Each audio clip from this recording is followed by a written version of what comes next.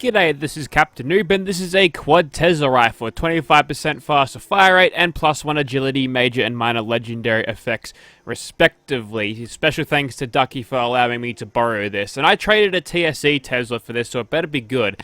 Also, he wants it back really quickly, so it's been pushed up in the schedule, so someone's got a crutch in PvP that they need to get rid of. Improve your aim, bro. Anyways, so in the interest of amusing the car people out there, fuck Subarus, their shit. So, we're doing 63 damage, in fact, with this thing, with the auto barrel. Going to obviously be going for a commando build on this because we're going to make use of that extra fire rate, which is going to increase this thing's DPS quite a lot. And we've also got Tank Killer, which unlike other times where I've used the Tesla rifle, this is the patch where we actually get a little bit of armor penetration. So although we won't be doing a whole of a lot of damage compared to, say, a Bloodied one, we will be ignoring some of the armor, so that 116 damage is a little bit better than what it would be without, Tank Killer. So that's pretty good. And yep, let's get started. Okay, let's see how many goo piles I managed to conjure out of this little bit of gameplay here. Question is, do we have ghouls? Yes, we do. Now, we all know the strengths of a non-legacy Tesla rifle in that it's exceptionally good at crowd control. So when you're being surrounded by a couple hundred ghouls, as I've got following me right now, that's kind of rounding it off, but it's close enough. Well, we can just kind of fire at the wall and hit everything. And since this thing fires so fast and its ammo capacity is so large, we can kind of just stand around in the middle like a big old scrub and get whacked a few times. That's not even going to matter, is it? No, it's not. We can basically Emperor Palpatine everyone. It reminds me of a meme that I saw once, which is probably a little bit too offensive for YouTube. People don't like me. People don't like white people using the word, but he says, spell eye cup. N-word, and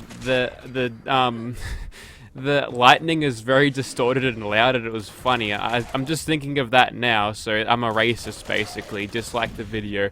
As you can tell, we've made many a ash pile here, so spawns will be probably fucked here for the remainder of the server, but even with the sloppy gameplay, I was able to run in there and come out on top with basically, it's super easy. This thing is easy mode, at least against ghouls, but we'll test it on something a little bit stronger and see how it goes then. Also, Officer Winter is back, and buffs as follows, and also just all chameleon stuff. Not really putting an emphasis on stealth. I even have 1 point into covert operative instead of the usual 3. That's in favor for evasive because, honestly, big loud weapon like this is going to get us found and we're going to be shot at or whacked a little bit more, so evasive sort of helped me out there.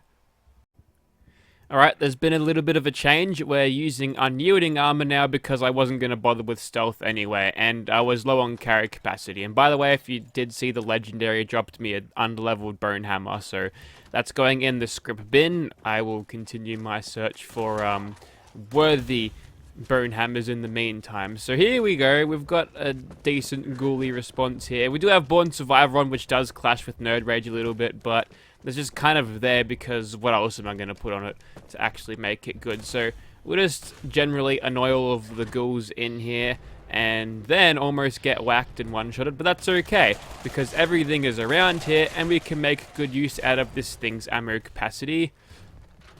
Unlimited power and such. I think I just saw 1700 XP there, which means we're killing ghouls at an incredibly fast rate. I think I saw some over here. How's the screen brightness? I feel like it's a bit lower than usual. Either that I'm going blind. Either way, I am absolutely trashing these ghouls, which is, I mean, it's basically the same thing as we saw at White Springs, just a little bit more ghouls thrown into the mix. So, yeah, this is why this thing is sought after, because you can just trash people like that, and if you're using this thing in PvP, you can just keep on firing and eventually overwhelm any Sentinel's Assassin armor that you find.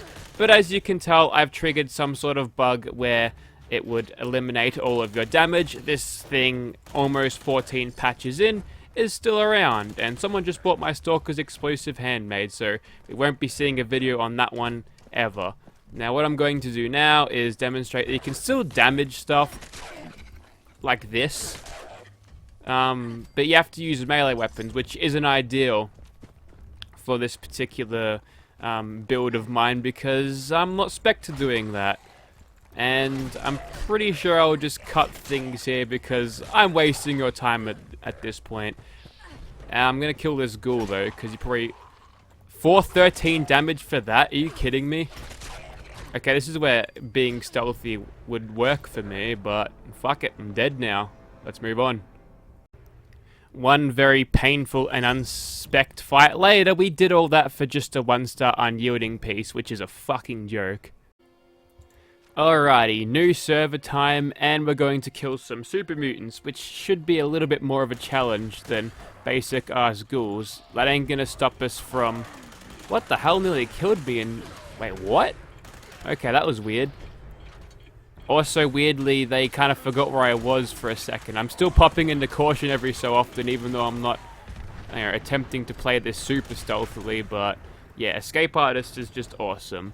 So, against these super mutants, I'm not doing too badly. It has taken a while, and I would much prefer something like a Bloodied Tesla at this point. That Hitman's Bloodied one, so much better for me at the moment. And I'm just running through the Stimpaks here, and this is exactly why I chose to chuck on something like Born Survivor in place of other things where I've kind of been neglecting it lately. But taking a look at that damage for a second there. 215, I'm probably getting into the 400s at this point, at least if I was in Nerd Rage Threshold with the Bloodied one. So, this thing's kind of mediocre damage. It does do good in DPS, but I feel like having a Bloodied would just be better for everyone involved, because you don't have to hit things as much to actually kill them. And what that roughly translates to is less of this bullshit happening where you're obviously hitting the target, but it's doing no damage because the server thinks you're cheating or something. That was the original thinking behind it, but knowing Bethesda's stance on cheaters and letting them run wild in Nuclear Winter, I somehow doubt that's the case. Also, you gotta hit the, something other than the floor here, because it doesn't have bullet collision, which is odd because it is metal and, you know, lightning would be attracted to it. Also, how does it not arc back onto you? That's the strangest thing about it. Okay, so as we're talking about this thing in PvP, well, we were a little bit ago, but I've encountered something like this in PvP, and it's kind of easy to beat. You just kind of have to back off. So if they draw you into a close quarters situation, that's when you will lose. But if you can just keep at range, if you've got a... I know in first-hand experience, if you've got a Blade explosive laser gun or just any explosive laser gun, you can plink at them from a while away and you can probably get away with it. But as you can tell, with a close quarters environment like here, not a lot of things have a chance. And like I've observed before, this thing actually gets better damage if you arc it off things, which is kind of interesting. You'd think they'd want to at least... Also, it throws people off despite it having no force. It's just lightning. But yeah, direct hits doing less damage. It just enforces players not to aim properly or don't put any bothering to aiming, which is why this thing was nerfed back in Nuclear Winter, because it was unbalanced, and why it was so prevalent in the survival servers, because it was just so hard to beat. Obviously, range can be handy, but you can actually make this thing reach out further than what you'd expect. And also, coming up to players and 1v1ing them with it, you're basically always going to lose unless you can produce a weapon that is just as powerful. And that's a life-saving thing. Let me just fucking grab that and fuck off. That's another 3-star dropping a 1-star thing. That's not too bad though, because this character's actually full up on the script, so that's good. And yeah, just a little bit of cheeky crowd control when there's a couple of super mutants standing within 2 or so meters with each other. It makes it easier. But compared to how we were going against the super mutant, the ghouls before, the extra health bar that these super mutants has does make this a little bit better. He didn't even fucking hit me. That's some bullshit.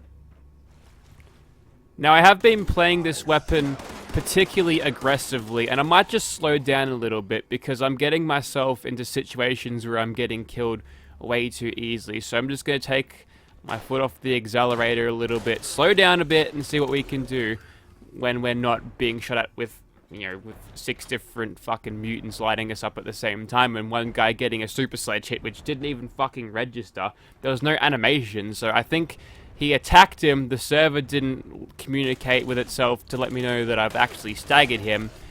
Yeah, and despite me trying to take this slow, we're still getting shot at, and now I've triggered the bug again. So as far as I'm concerned, failed.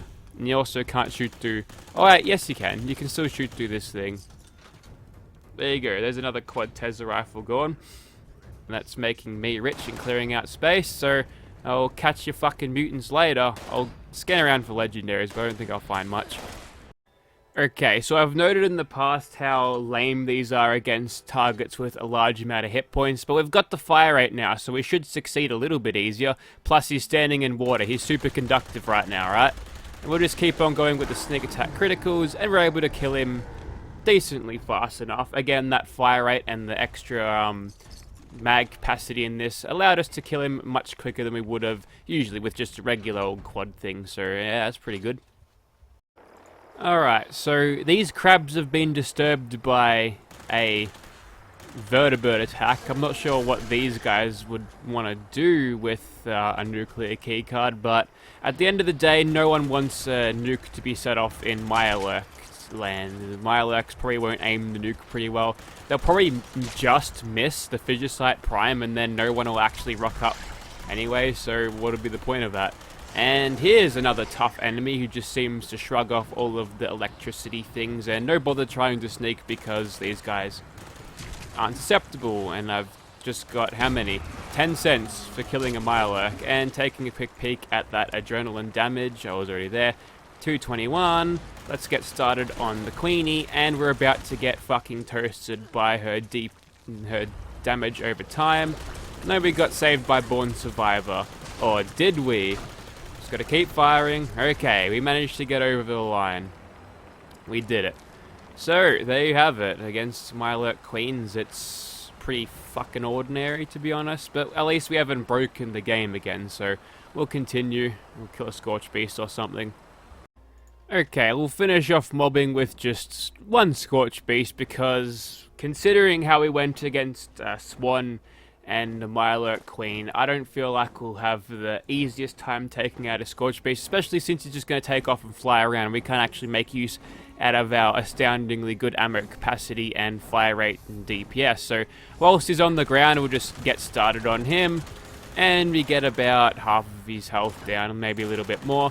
Luckily enough, we still can reach out and not get him with arcs if he's in a certain range, but luckily for me, I've got a bunch of his little fucking mates running at me, and what that'll do is allow me to grab a quick little bit of adrenaline. Too bad I don't have anything like Enforcer, no, Tormentor, but we'll just shoot him like this. Oh, he's landing. That's a very bad tactical error. We'll keep on shooting him, and it was an okay performance, but we can kill him a lot faster with any old handmade rifle, so nothing really too great about that. But at least when it came to the gun zombie mobs thrown at me, at least we did okay there.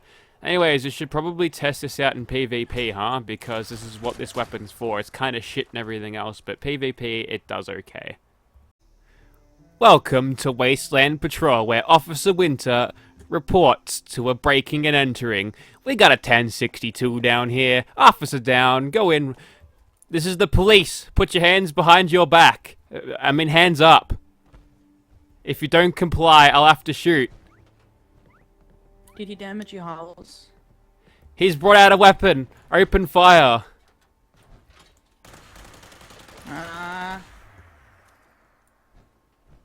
There's PvP for you. That's the gun owner, by the way, so yeah, he's getting the weapon back now. Don't pinch his stuff or I'll get you for theft. Anyways, so that was a Firerate Tesla gun. Hopefully you enjoyed that. I concocted that with like 2 minutes of thought, so hopefully it was worth it. I'm gonna give back your weapon now.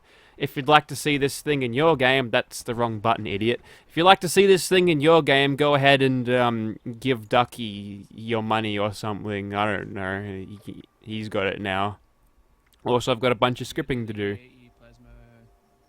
Shut up, I'm doing an outro.